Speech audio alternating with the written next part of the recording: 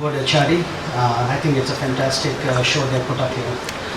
Quite excited, and they've got a huge list of delegates, and the location is fantastic. I know it's the day after Valentine's Day. You know, what more beautiful can it get, right? For the people who are not from India, just for your information, the romance king of Bollywood lives right next door. So it's very important that you do go there and take a picture against us. Or you can't see him, but outside his door, absolutely not a problem, right? So before we get on, let me kind of quickly introduce myself. My name is Satish. I am the Chief Sales Officer with the Datamatics Financial Services. And that was my designation actually when I started the job, right? But as time went by, I realized that more than just being a sales guy, I got to be the Chief Success Officer, right? Because that's really what I need to do. But then finally I realized that instead of being a success officer, I used to go in front of the promoters every quarter apologizing for missing my number. So I become the Chief Sorry Officer, if you want to call it, right? That's the reality of the situation. One more gentleman, my dear friend Beyond Reynolds, he is the CEO of Safeguard International, who is a strategic partner with us. He unfortunately could not make it today, but he's going to be here in spirit and through a video that we will be showing later in the day. And then of course we have Tony Lloyd, right Tony? Hi everybody, how do you do? Hello, actually Satish, I'm not sure that's the right picture. Yeah, I mean that's you, right? I mean look at you. You look different. I'm sure I sent you a Is that you? Seriously? That's better. Oh my goodness. You know, it's good to dream. It's good to dream, you know. Good luck with that. Anyway, so, you know, Datamatics Financial Services, we are a business process management company based here in Mumbai. And Safeguard? We are a global workforce solutions company operating in 170 countries around the world. And the reason we are here together as a team is because we have actually established a very strategic partnership. And we stand behind this product called iWebHR, which is really what we'll be talking about as we kind of go forward in this presentation. So, even before I get a little bit ahead of myself, I see all these lovely HR people out here in this conference. I just wanted to take 2 seconds to recognize for the things that you guys do, right? I met my dear friend Jack Welch, it's a lie, and he kind of made these 2 quotes, right? He said, the CFO and the CHRO better be on the same importance in any organization, right? Because if it is any way around, it's not going to work. Both of them have equal responsibilities and equal stake in bringing up organizations. You agree, Tony? Well, I'm ex-CFO of the group as well, so I couldn't agree more. The HR and that support to the group is fundamentally important. People are taking on an increasingly important role, and rightly so in all organizations. So why don't you guys just give a round of applause for the wonderful things that you do in your organizations. So for all HR people out there. Okay, so let me get to the topic. You know, when we were sitting down and thinking about this is a technology conference, what is that we want to talk about today, right? You know, we wanted to talk something about, you know, which is related to HR, but payroll is really the specialization that iWebHR brings into play. And we wanted to talk about how can we innovate, how the entire world is getting paid, right? Today, let's acknowledge it that the global business dynamics is really undergoing a sea change, right? Everything in the way we operate is changing, right? And I'm going to be referencing to regional influences. That is, this is primarily aimed at multinational companies, right? Multinational companies that are headquartered in a certain region but have global operations. Okay, so if you have a company like, let me give the example of Infosys, for example. They're headquartered in India, but they have global operations, right? We are talking about those kind of organizations here. Now, as these companies, Infosys, of course, they have kind of figured it out. But then you have a huge set of population that really wants to go global, right? And when their aspirations of going global are there are 3-4 things that is happening in today's economic scenario. You have Mr. Trump up there in US who just got elected. Fantastic guy. I love the guy, right? I hope most of you do too. But, you know, how is economic policies is going to change the way the globe does business with each other is going to be really, really critical in the next 12 to 16 months, right? We have the Brexitization that has happened recently. right? That's really going to change the way the world does business with UK and with Europe at large, right? Again, an important change. And then, of course, we have Modi, who brought in the demonetization part, right, which has a slight impact. But in spite of all these things, what is really important is regional companies still want to go global, right? Because the globe is the market today. The world is flat. So, but as you go along that journey, you're going to face a lot of challenges and a lot of hurdles. And these three factors are some of the aspects that I really spoke about, right? So let's talk about what is the market looking like, right? And I will, like for example, if you see the number of multinational companies across the globe, let me take the example of India here, right? India has roughly got about 640 multinational companies today, right? Out of the 640 multinational companies, I have put them into three buckets you will see on the left hand side, okay? The three buckets. Bucket number one is really the companies who figured it out, right? The TCS, the Infi, and other large companies. They figured it out. They are globally present, they made mergers, they made acquisitions, they set up their own delivery units across the world. So they know what is the way to do it, right? But with these three factors in influence, again, they are being challenged now. They're not going to get the visas into the US, right, which is traditionally the biggest market for them, right? With Brexit, they're going to be challenged. They're going to be looking for new regional locations from where they're going to be delivering services to customers.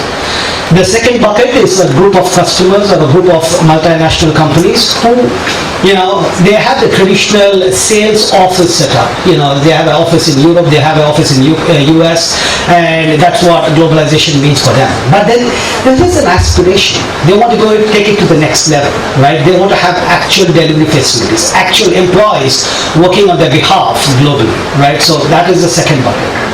The third bucket of multinational companies are people who really want to go global in a large scale but have never done that, right?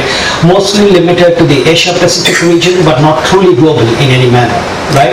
So when you look at the aspirations of these people, they are faced with a myriad of challenges, right? Especially related to HR and payroll. When you ask an HR professional or an HR leader, what is the biggest concerns that you have when you think about going global? Their answers are, how do I go global? How do I recruit the best of the talent globally, sitting here in India, for example? How do I manage this talent? How do I pay this talent on time, right? How do I monitor these people? How am I going to be compliant with the local rules and regulations of the local government and the geography that I employ these people in, right? I don't even understand the language that some of these people might speak, especially in Eastern Europe. How am I going to deal with that, right? So, I took these challenges and then we had a long brainstorming session, and then I asked my friend Beyond to really, speak about what his thoughts on this subject were. So let's hear what he has to say. Thank you, Beyond. So, that was Beyond Reynolds. He's the CEO at Safeguard, who's our partner. But then, guys, you realize this, right? I mean, it's the same thing. Today's world, talent is global, right? Let's acknowledge it. The customers have got global, right? And the requirements are global, right? There is no other option other than for regional companies to be truly global in the way that they do business, right? So I'm just baselining here. I'm making sure that I'm capturing what are the challenges, right? I want to go global. How do I go global? What are the challenges? So now I have somebody who's worked with global customers in helping them to go from a regional player to a more global player, right? He and his team have literally handled a lot of regional companies and helped them to go global. I would invite the man with six packs, Tony Lloyd, to kind of walk us through some case studies, please.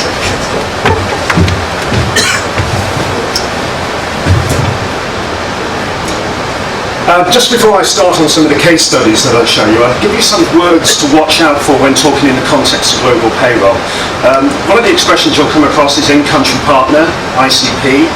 And these are country or regional specific strategic partners that deliver it locally, but they have the expertise in that local market. So those are ICPs, and most of the services in the global payroll market are delivered through a network of ICPs. You then have another expression you'll come across is global employment outsourcing, GEO.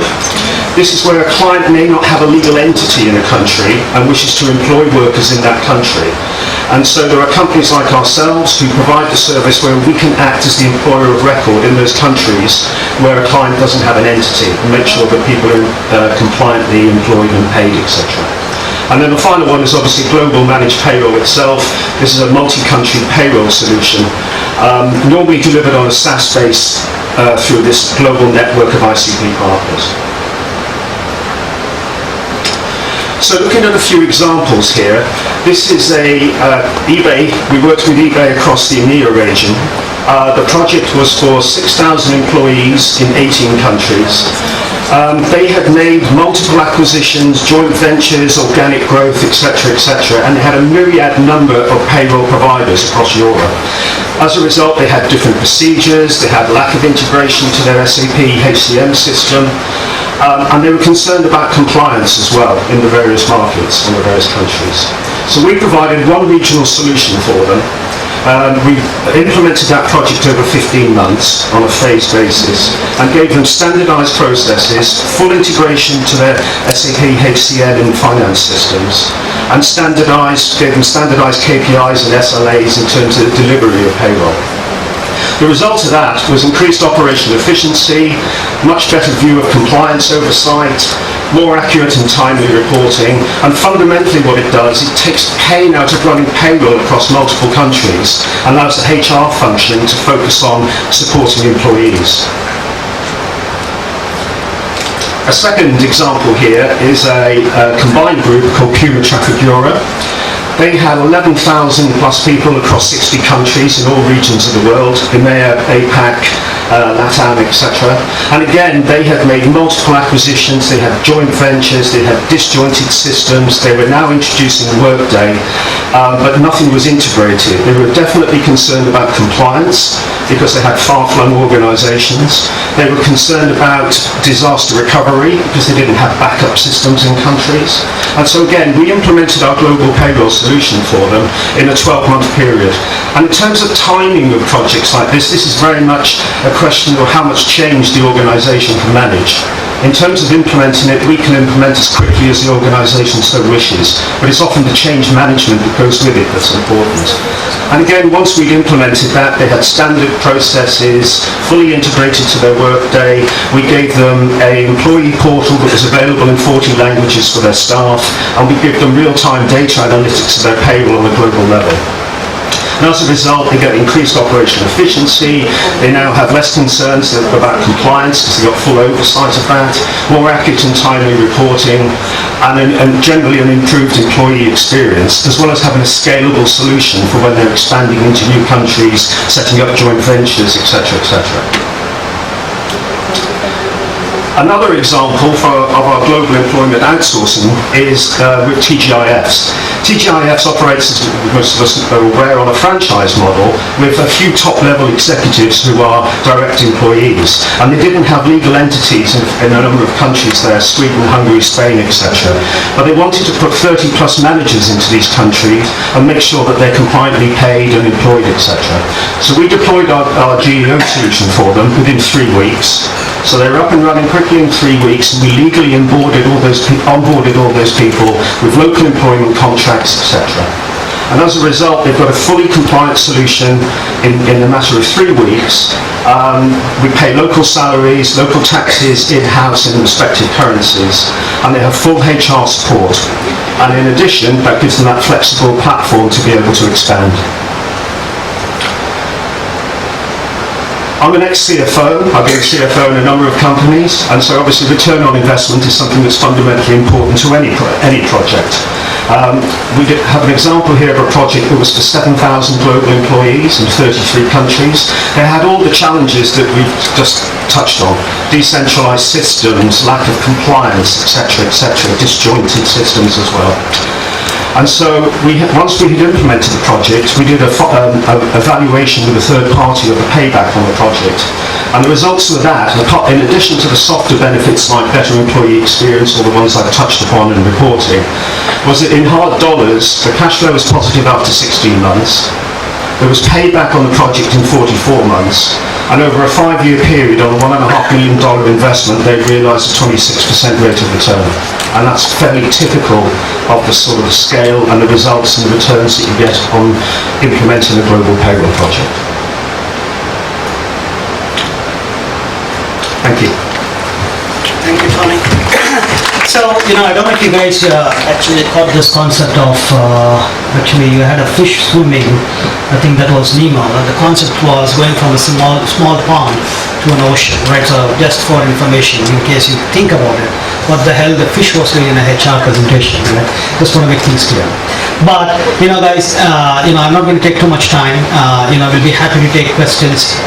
But, we are going to be here out there in stall number S33. Please feel free to drop in and we can have conversations on how we can help you guys. But really, thank you so much for the great opportunity. I appreciate that. God bless and thank you. Bye-bye. Thank you.